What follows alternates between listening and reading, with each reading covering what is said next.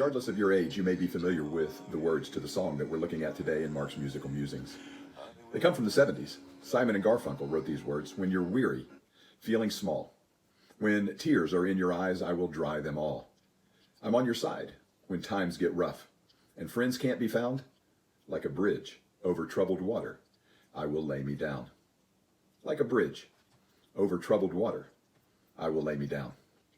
There couldn't possibly be any waters that would be any more troubled, that would be any more disturbing than to think about where we would be without our Savior.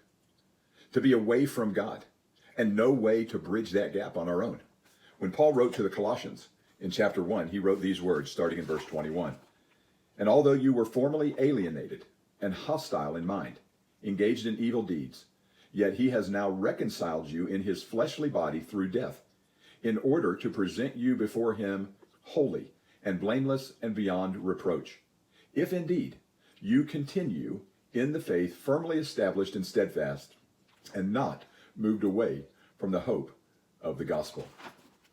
The idea of the gospel and the good news of God.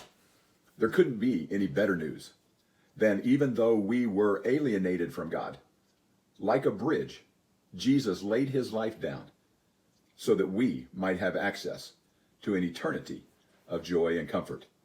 And even like the song says, God doesn't promise that there won't be any tears, but he does promise that when there are tears in our eyes, he will dry them all.